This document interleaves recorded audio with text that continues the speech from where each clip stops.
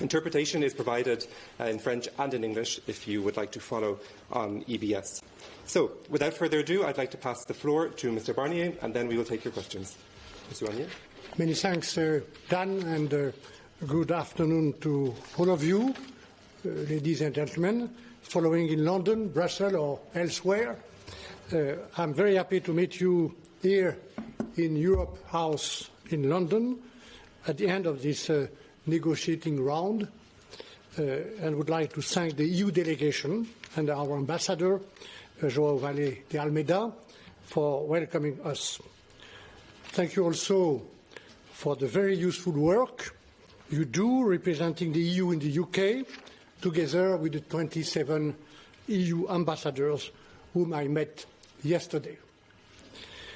This negotiation takes place in the middle of a very serious health, economic and social crisis across Europe and in the world. This crisis gives us a duty to act responsibly and to work for an agreement limiting the negative consequences of Brexit.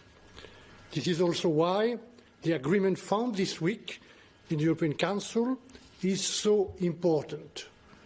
EU leaders, including President Ursula von der Leyen and Charles Michel, showed responsibility and EU unity in agreeing on a budget for the next 7 years and on a very ambitious recovery plan. The European Parliament is debating this today. Ladies and gentlemen, let me begin with a few words on the context of this round. At the high-level meeting with Presidents Ursula von der Leyen and David Sassoli and Charles Michel in June, the Prime Minister Boris Johnson told us that he wanted to reach a political agreement quickly. The Prime Minister also stated 3 red lines. Number 1, no role to the European Court of Justice in the UK. Number 2, the right to determine future UK laws without constraints. Number 3, an agreement on fisheries that shows that Brexit makes a real difference compared to the existing situation. Ladies and gentlemen, what Boris Johnson writes and says matters to the EU. Therefore, following the high-level meeting, we agreed to intensify our discussions. We have tried to understand how these 3 red lines can be squared with our commitment to a comprehensive new partnership as set out in the political declaration signed by Prime Minister Johnson on the 17th of October last year. Because, of course, any international agreement implies constraints on both parties, today with the EU, tomorrow with the US or Japan. We have continued to engage sincerely and constructively in line with the mandate given to us by the Member States with the support of the European Parliament. However, over the past few weeks, the UK has not shown the same level of engagement and readiness to find solutions respecting the EU fundamental principles and interests. This week, we have had constructive discussions on some issues in goods and services. But these negotiations are complex and require us to make progress across all areas, and we are still far away. This week, discussions took place in a positive atmosphere, and I want to thank David Frost and his team, as well as the EU team, for their professional approach, very professional approach. It has allowed us to make some progress. We had useful discussion to narrow our divergences in the areas of social security coordination and union programs. We made progress towards the objective of a comprehensive and single institutional framework, which must include robust enforcement mechanisms. And we had good discussions on police and judicial cooperation, even if divergence remains. On two important subjects, transport and energy, we had intense and useful discussions. However, the UK continued to request single market-like benefits. In addition, there is still no progress on two essential topics of our economic partnership. First, there must be robust guarantees for a level playing field, including on state aid and standards, to ensure open and fair competition among our businesses, also over time.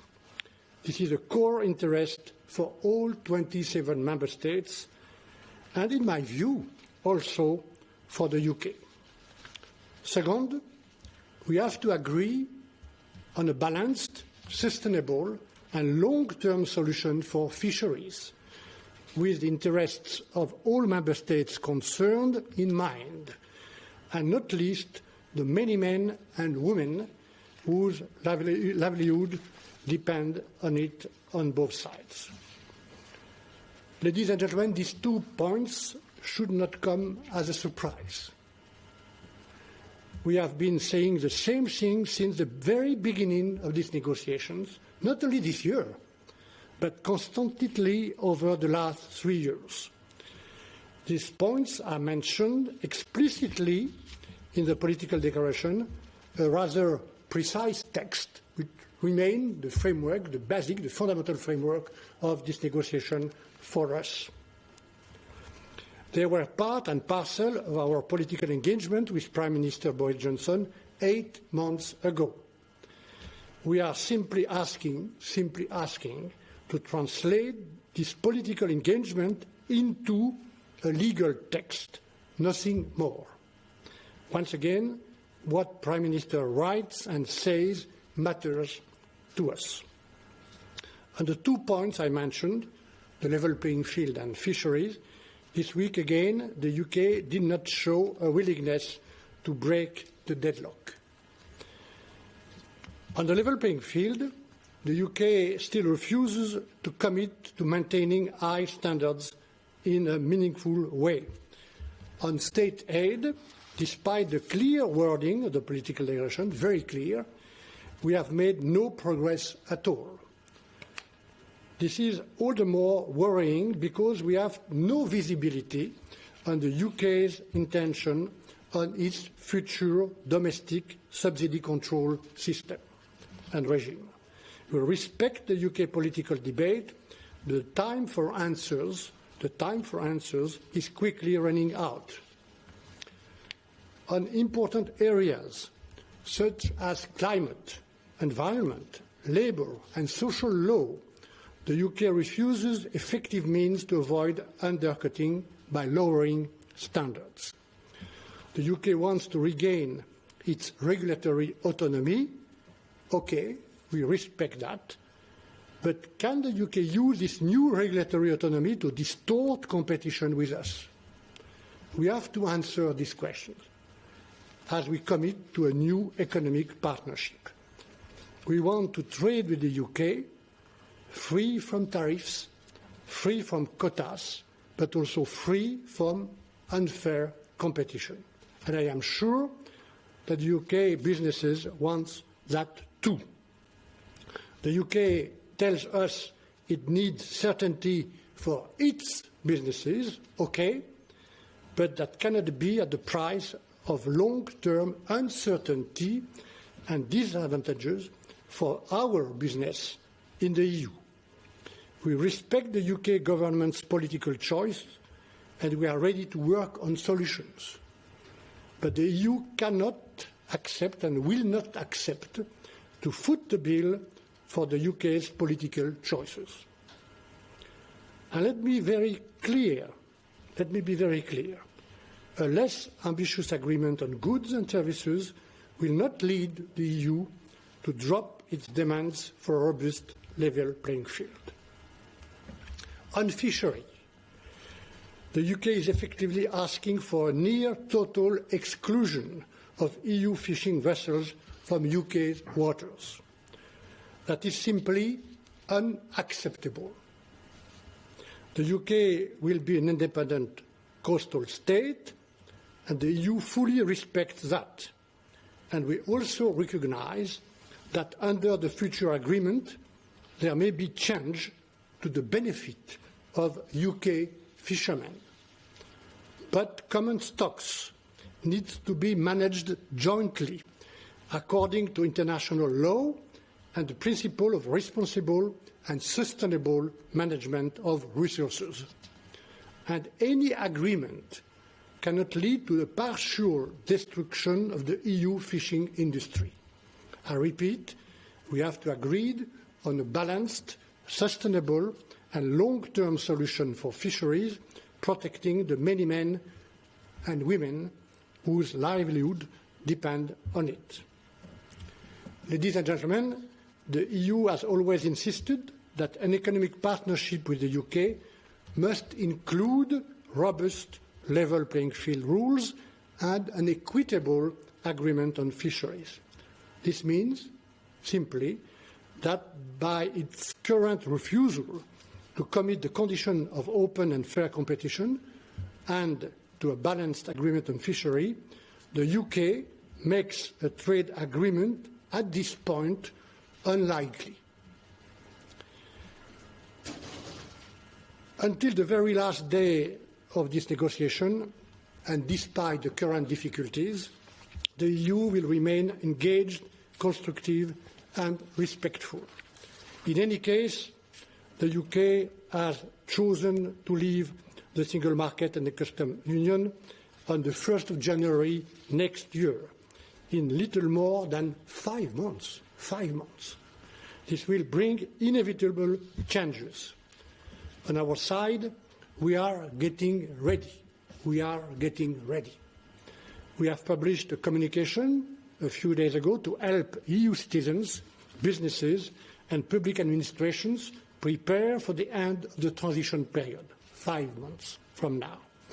EU leaders have agreed this week on a €5 billion special instrument, the Brexit Adjustment Reserve, to counter unforeseen and adverse consequences in member states and sectors that are worst affected by Brexit.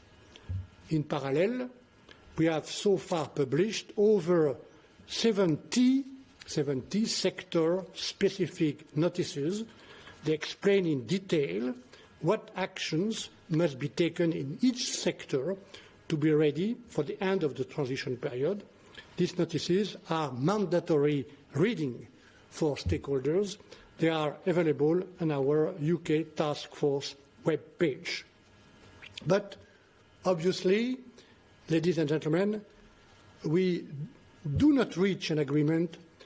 If you do not reach an agreement on our future partnership, there will be far more friction. For instance, on trade in goods, in addition to new customs formalities, there will be tariffs and quotas. This is the truth of Brexit. This is the truth of Brexit, and I will continue to tell the truth. If we want to avoid this additional friction, we must come to an agreement in October at the latest, so that our new treaty can enter into force on the 1st of January next year. This means that we only have a few weeks left and that we should not waste them.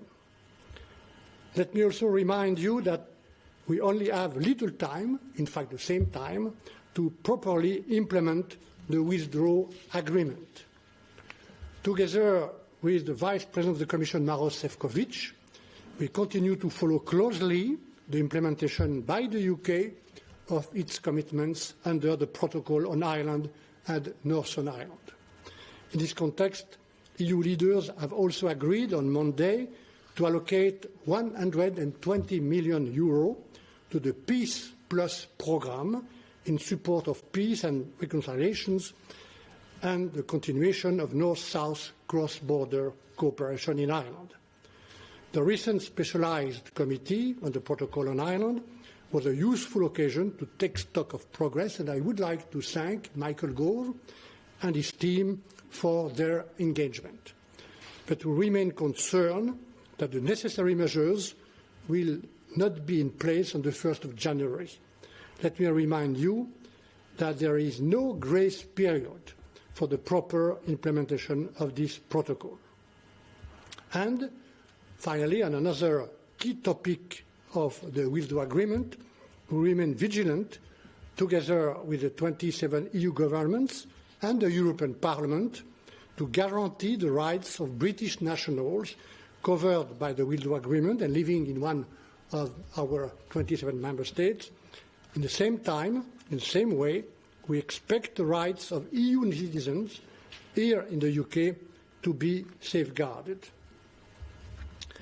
Today, ladies and gentlemen, in London, I want to reaffirm the EU's willingness to reach an ambitious partnership agreement in all areas, including, even later on, in external security and defence. I can tell you that this is also the wish of the President Ursula von der Leyen and Charles Michel, the European Parliament and the 27 heads of state and governments. We continue to believe that Prime Minister Boris Johnson and the UK government want to find an agreement with the EU because it is simply in our common interest to cooperate and to address the many and very serious challenges of today: climate change and biodiversity, health and security, research and innovation, democracy and fundamental rights, the fight against poverty and financial stability. If I may borrow a famous line from Saint-Exupéry, negotiation is not just to look or to speak at one another.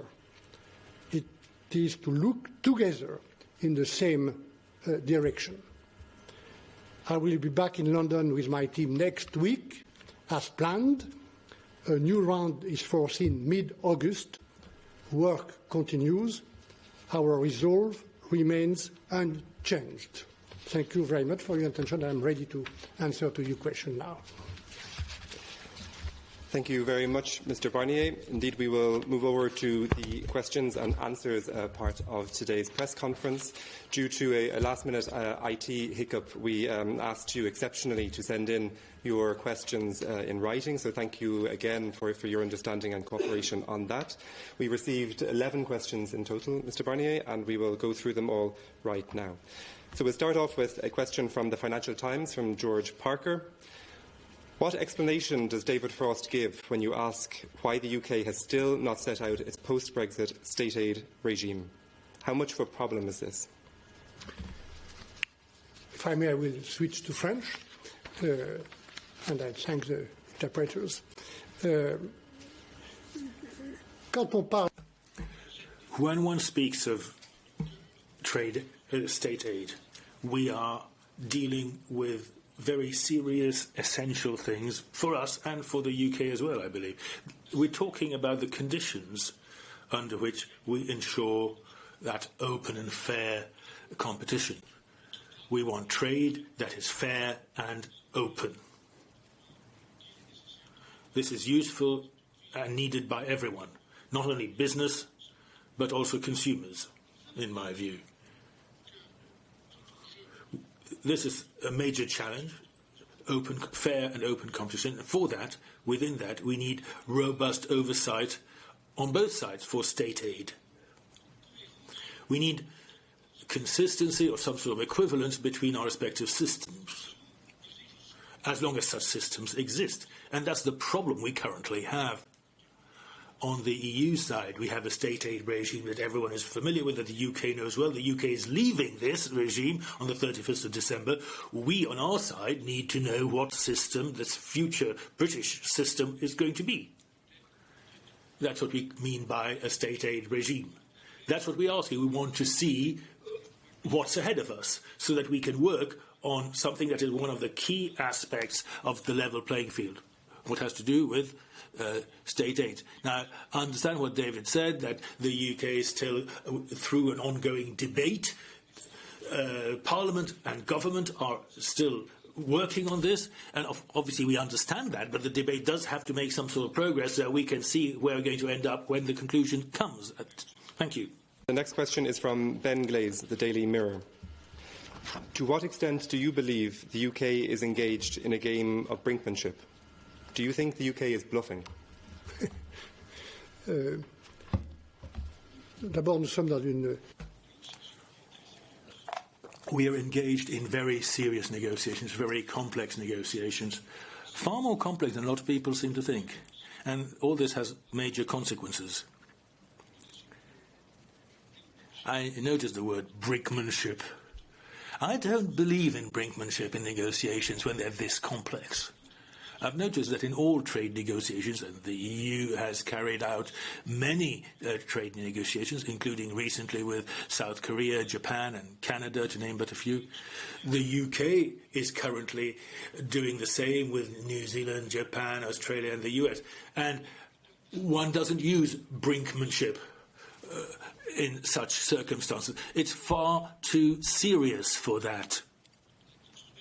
We need to build a sustainable long-term partnership between the UK economy and the European economy. We're talking about two of the most active, dynamic economies worldwide. There are enormous consequences in this relationship. It could, if we make it work, greatly improve the lives of employees, employers, businesses and consumers. And you don't improvise that. You don't do that by having ultimatums or threats. I've never seen negotiations being carried forward in that sort of way. I don't think we've got time for these games. Questions from the BBC. First one from Laura Koonsberg. If the UK does not offer any compromises from its current position, are you willing to risk no deal by sticking your heels in too? What are the chances of no deal? You say the chance of a no deal. I prefer to use the word risks of no deal. There are risks of no deal. Quite objectively, that's the case. As long as the UK positions on two very important points that are at the heart of our interests and our requests on the EU side, i.e. the level playing field, which is important to all 27 countries, to the whole economy of the EU, and secondly on fisheries. Well, as long as we have a blockage on the UK side on these 2 points, until there's reciprocal openness from the UK side to the openness I've shown on the EU side, where there were UK interests at stake, well, then there is objectively a no-deal risk. On these two subjects, and on others as well, including the overall governance and certain fundamental principles to be respected to protect citizens, country, judiciary and police cooperation, EU positions are not tactical ones. They're not short-term ones. They're serious issues. To address them, dynamic compromise needs to be sought. As President Ursula von der Leyen said a few weeks ago, we are prepared to negotiate till the 11th hour, right to the end. The second question from the BBC, from Chris Morris. Isn't part of the problem that you personally have no enthusiasm for any deal because you think it will be worse than what we have now? It's quite difficult to negotiate something when you don't really believe in it. Well, Chris Morris, since you presumably see on camera, can I just say that what he seems to think about me is actually completely the opposite of what is actually the case in my personal matter. I was never very enthusiastic about Brexit, that's true. You won't be surprised to hear that. Nobody's ever been able to prove to me any added value in Brexit. But it's a reality. Politically, institutionally, Brexit has now taken place. and I'd point out to Chris Morris that it happened in an orderly manner, thanks to a deal we signed with Prime Minister Boris Johnson, which was then ratified by the House of Commons, and therefore by the UK Parliament and the European Parliament. For the last 4 years, it's been my honour to represent the EU in these negotiations with all the backup of the various teams, and I'm working for an orderly Brexit and for an agreement. We've done part of that. The divorce, the institutional political divorce, has been done in an orderly manner. Now we need to get to the next bit, and it's my objective to get a deal for the economic and trade aspects of Brexit. So far, we're not there yet. The next question is from Oliver Wright at The Times. You have hinted on several occasions that the European Union is prepared to compromise with the UK in areas such as fishing and the role of the Court of Justice in order to get an agreement. Why, in this case, have you not tabled an explicit written offer to the UK government in these areas? C'est pas tout à fait comme ça que... Well, that's not exactly how you do negotiations in such complex areas. A few weeks ago, I did, as part of my mandate, show certain areas of openness. And I talked about that in my opening remarks. I talked about the 3 red lines Boris Johnson had personally stated on the Court of Justice, on UK sovereignty, on their laws, and on fisheries.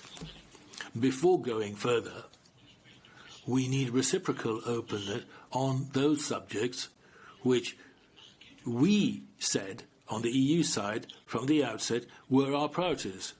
And these are not tactical gambits. These are not short-term priorities, one-offs. When the UK come to us with a real wish to compromise on these issues that are important for us, in the same way as we are prepared to confirm that we are prepared to move in their direction on the areas important to the UK, then, Oliver Wright, you will see that it won't take very long for these dynamic compromises to give rise to consolidated text. In March, we actually tabled a draft treaty almost. The UK did major work for legal text to be prepared for us, so that the drafting, once we agree, won't need much more time. Once we've got the basis for a real unambiguous agreement, a compromise and an agreement that's unambiguous and clear. Now move to Lisa O'Carroll from The Guardian. Now, Lisa, you sent in a few questions, so I'll try and group some of them together if you don't mind. The first one. Did the UK talk about abandoning the talks this week? Did you discuss scheduling further dates for meetings in September? What areas are now close to agreement? And finally, how do you intend to handle the UK's refusal to accept the European Court of Justice in any sphere? Sont des questions multiples. Very different questions, very multiple questions. I read the UK press articles with great interest. Always very stimulating to read the UK press. But you mustn't believe everything that's written down. It doesn't always correspond to the truth. And on the point Lisa just referred to, there was never any question on David Frost's side, nor on my side, to abandon negotiations. Far from it. We want to step up, to intensify. We want to get closer. It doesn't always work, but we continue to bounce ideas off each other and clarify and work to that end. Where was there progress? Well, real progress did take place on some areas.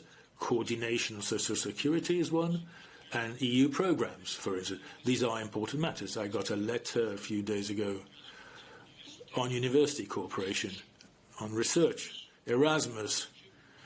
These are areas where we need to work in a smart way because it's in our common interest for the future. And like with other third countries, like Norway and Switzerland, we have worked with the UK so that they can cooperate on things like Horizon for research or indeed Erasmus. For the Court of Justice point, I said we were prepared to look for ways, including some flexibility, such that we don't have to systematically refer to the court. Since the UK don't want it at all, that's what Boris Johnson said. But there's a price to pay for that. Probably it means a narrower scope for cooperation in some areas. Take some of the judiciary and police areas. I would regret such an outcome, but it's a consequence of the UK's request in the Court of Justice. We, in some very specific areas, have the obligation to refer to the Court of Justice when it's a matter of interpreting European law on the protection of citizens and citizens' rights. And we can't avoid that. So if you don't want the court to be involved, then on some areas we'll probably have to minimise the scope of our cooperation in those areas. I had one final question. Is the EU happy with the UK's implementation of the Northern Ireland Protocol and continued refusal to allow a Belfast office? Or will you want to see tariffs imposed on all goods entering Northern Ireland from Great Britain? Écoutez, le protocole... Well, the protocol on Northern Ireland and Ireland is very, very precise. This isn't a text that's going to have to be negotiated or renegotiated. It was negotiated. It was ratified. It was approved by the House of Commons and the UK government and the EU Parliament and leaders in the EU. Now it's a matter of implementation. It has to be done methodically in a very concrete manner. We need to take the drama out of this. It needs to be operationally effective to preserve the process. And that's the most important thing for me in these negotiations. It's all very well to talk about goods and trade and technical matters. It's about more than that. It's about men and women who live in Ireland that have memories of this very difficult crisis on an island of Ireland where peace is still fragile. For us and for the UK, our priority, and on the EU side, obviously that involves working closely with the Dublin government. Our aim is to preserve the conditions of that peace. That is the spirit in which we negotiated with the two successive UK governments, with Boris Johnson most lately, in achieving this protocol on Ireland and Northern Ireland. I thanked Michael Gove and his team earlier on in my opening remarks, because I do believe that the UK government is sincerely committed to implementing this agreement with Ireland, about Ireland. I know it's sensitive. We're prepared to cooperate with the UK authorities, particularly when it comes to checks and controls at Belfast, and we'll do that in an open and constructive way, and we're prepared to do that, but we're also very vigilant. Time is flying. There are technical issues, infrastructure, legal conditions and framework that need to be sorted out on a rolling weekly basis for the treaty, the Irish Protocol, to be genuinely operational on the 31st of December of this year. The next question is from Sean Connolly at PA. Do you believe it is realistic to conclude a deal by October, given the current British EU stance? J'ai dit tout à l'heure...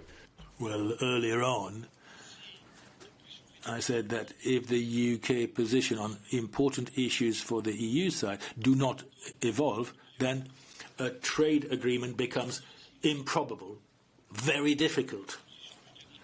If UK positions move, as we have shifted on some subject, then October becomes not just realistic, but indeed necessary, because at the end of that, we need November, December, we need those 2 months for the technical issues, things like translations into all the EU languages. It can't just be done in English. And for the ratification by the European Parliament. These timelines are necessary. We respect the timelines for the UK Parliament, therefore we must do so for the EU, the European Parliament as well. We hope we're going to have movement and shift in the right direction. And in that case, October is indeed necessary, because that's the latest possible moment when an agreement could be reached. The next question is from Gary Gibbon at Channel 4. There are suggestions in the UK that as we are looking for a light, skinny deal, if the UK were to exit with no deal, it wouldn't be very disruptive. Is that correct? Je répète. I'll repeat this again. Of Brexit, nous devons nous préparer. The truth of Brexit means big changes. These are the mechanical, knock-on, automatic effects of Brexit. Whatever happens, those changes will happen on the 1st of January next. All goods from the UK, wherever they arrive in our single market, they will have to be checked, those goods. That's a considerable change. Goods from the EU to the UK will also have to be checked. We're preparing for those checks. Lots of extra customs posts, veterinarians posts have been created in Belgium, in Ireland, in the Netherlands, in France, and in other countries too. So this is a major change. It's going to happen anyway, this major change. The cumulative effect of all these checks, and these checks are compulsory, and they are the reality of the 1st of January next. Their cumulative effect, I say, with, on top, any putative further constraints of the tariff and quota ilk on goods, should we not have a trade deal, would cumulatively mean a serious effect and impact on many sectors. Light and skinny deal, you say. I'm not working for light and skinny, not even low-quality agreement. I'm working for a high-quality agreement. We both are with the UK. Thank you very much. The next question is from Yanis Androsopoulos from Tanea. The British Prime Minister has set a deadline of the end of July for an outline agreement to be reached between the EU and the UK. Britain seems to want to show that if the negotiations collapse, it will be the EU's fault. Do you think an agreement can be secured this month? And in the event that there is no agreement, do you accept that it would be the EU's fault?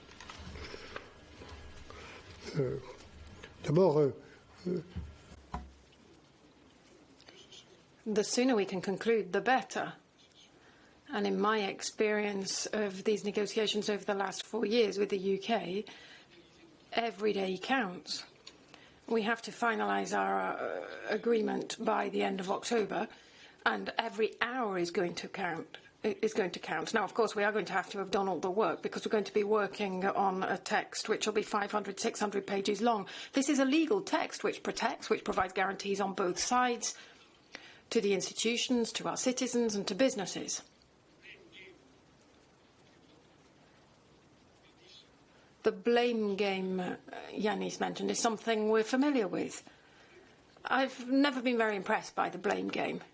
I've always thought that anybody who was involved in playing the blame game was wasting their time. And as we don't have any time to waste, I suggest we avoid this kind of argument. We have come closer on many different points. I think that we have the same aim, an intelligent, ambitious agreement in a lot of fields, although I do think it's a shame that we're not covering all of the fields which were established in the political declaration, in particular foreign policy and defence, although that might come later. I hope so.